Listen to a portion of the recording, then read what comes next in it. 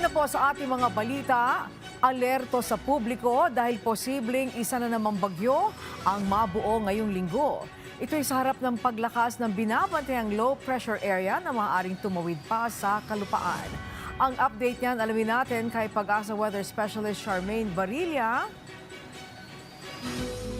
Magandang hapon, Ma'am Angelique. Maging salat ng ating mga pakinig at naritong ulat sa lagi ng panahon. Kanina umaga huling na maraming binabantayan natin na low pressure area sa layong 390 kilometers silangan ng Giwan, Eastern Samar.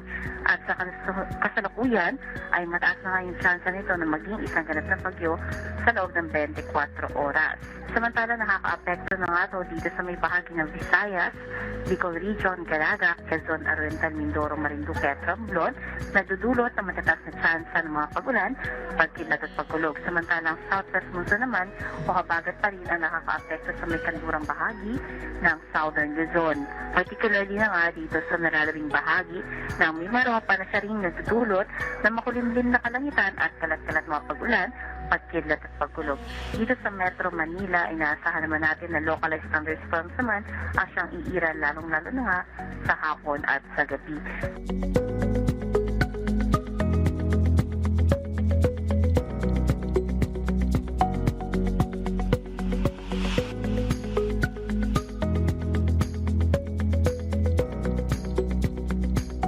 Samantala nga ina-expect natin na within this week ay posible pang may mamuo na isang bagong low pressure area sa may kanlurang bahagi ng ating bansa. By next week ay posible mas tumaas yung chance na maging isang ganap na bagyo at maaaring meron na namang bagong mamuo na isang low pressure area sa labas ng ating Philippine Area of Responsibility at maaaring pumasok sa loob ng ating part. So ang tabayanan po natin yung mga posibleng mumuong mga low pressure area o bagyo sa susunod na mga araw. Para naman sa magiging lagay ng ating dam,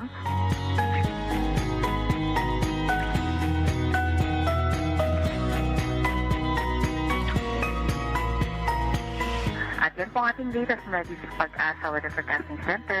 Charmaine Barilla nag-ulat. Maraming salamat Pag-asa Weather Specialist Charmaine Barilla.